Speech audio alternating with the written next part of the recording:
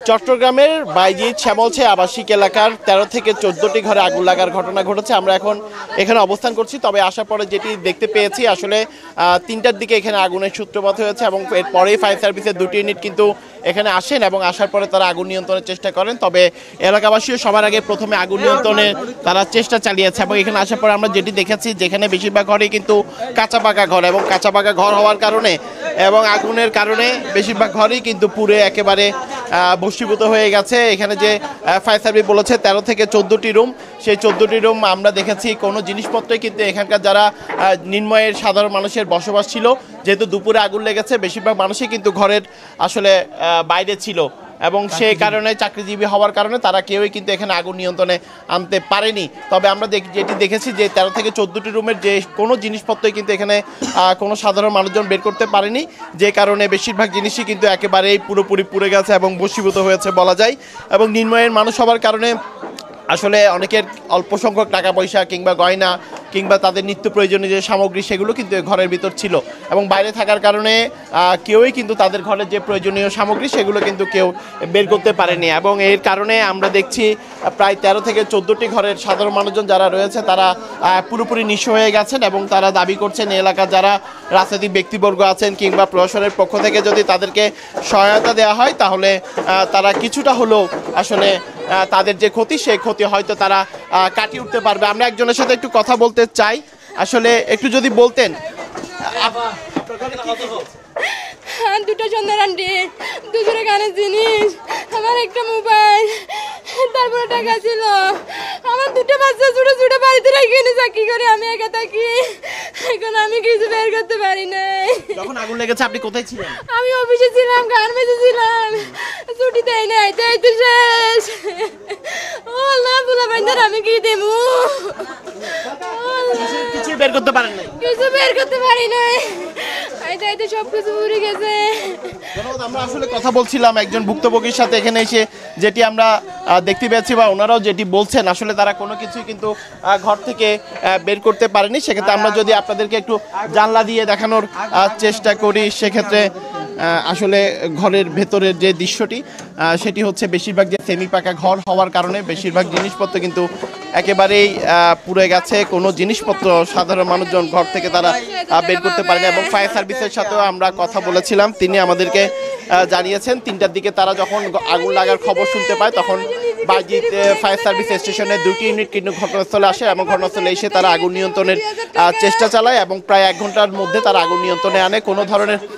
কোনো ধরনের হতাহতের ঘটনা না ঘটলেও কিন্তু 13 থেকে 14টি ঘর পুরোপুরি পুড়ে যায়। তবে যখন আগুন লাগে প্রথমে ফায়ার সার্ভিস আসতে 15 থেকে 20 মিনিট সময় লেগেছে, তার মধ্যে এলাকাবাসী যারা রয়েছে, স্থানীয় মানুষজন যারা রয়েছে তারাই প্রথমে মূলত আগুন নিয়ন্ত্রণের চেষ্টা চালিয়েছে এবং মূলত তারাই ফায়ার সার্ভিসকে খবর দিয়েছে। এরপর যখন ফায়ার সার্ভিস আসেন তখন যৌথভাবে একসাথে সবাই মিলে কিন্তু এই আগুন নিয়ন্ত্রণের চেষ্টা করেন এবং আগুন নিয়ন্ত্রণে আসে। তবে এখন আগুন নিয়ন্ত্রণে আসলেও যে আসলে পরিবারগুলোর বলা হচ্ছে সেই পরিবারগুলো একেবারেই নিঃস্ব হয়ে গেছে, তাদের এখন আর কোনো কিছুই নেই এবং আগুন নিয়ন্ত্রণের পর আমরা দেখেছি তারা তাদের কোনো জিনিসপত্র খুঁজে পায় কিনা সেই বিষয়টি তারা চেষ্টা করছেন খুঁজে পাওয়ার জন্য, কিন্তু আমরা দেখছি কোনো কিছুই তারা এখান থেকে আসলে অবশিষ্ট আর বের করতে পারছেন না। তার কারণ হচ্ছে আগুনের তীব্রতা কিংবা আগুনের লেলিহান শিখা বেশি থাকার কারণে পুরোপুরি সব কিছু পুড়ে গেছে এবং ভস্মীভূত হয়ে গেছে। এবং ফায়ার সার্ভিস আমাদেরকে যেটি জানিয়েছেন এখানে 13 থেকে 14টির মতো রুম ছিল, সেই প্রতিটি রুমই আসলে আগুনের কারণে আগুনের তীব্রতার কারণে সেই অবস্থা ঘটেছে এবং এখানের যে 9 নম্বর ঘর ছিল সেই 9 নম্বর ঘর থেকে আগুনের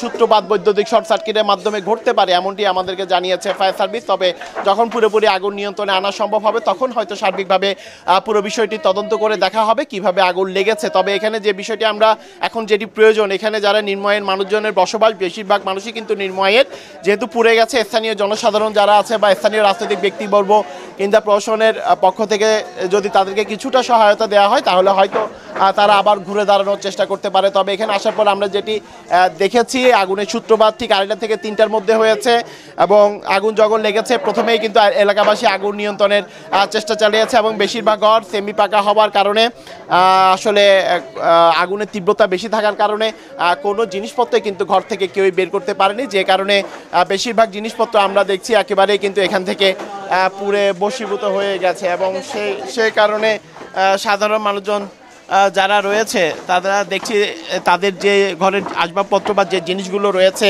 কোনো কিছু যদি তারা বের করতে পারেন আগুন নিয়ন্ত্রণের পরে সেই চেষ্টাটুকুই এই মুহূর্তে আমরা দেখছি তারা করছেন। তবে এই মুহূর্তে আমরা যেটি দেখতে পাচ্ছি বেশিরভাগ জিনিসপত্রই কিন্তু একেবারে পুরে বশীভূত হয়ে গেছে, ছাই হয়ে গেছে, কোনো জিনিসপত্রই কিন্তু এখান থেকে আসলে বের করা সম্ভব নয়।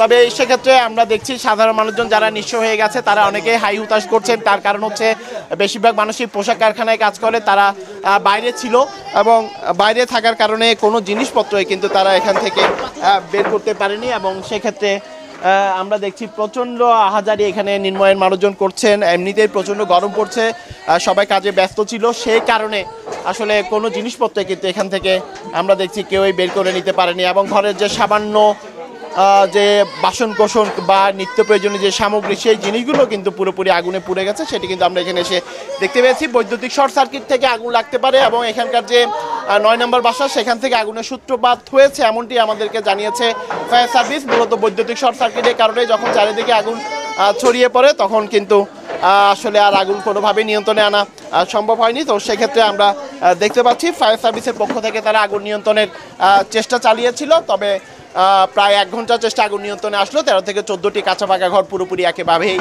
পুড়ে গেছে এবং কোনো জিনিসপত্র এখানকার সাধারণ মানুষজন বের করতে পারেনি। তবে আগুন নিয়ন্ত্রণে ফায়ার সার্ভিসের 1 ঘন্টার চেষ্টায় আগুন নিয়ন্ত্রণে আনা সম্ভব হয়েছে। তো এই ছিল আমার কাছে এখনো পর্যন্ত চট্টগ্রামের যে বাইজিৎ এলাকা এখানকার সর্বশেষ খবর।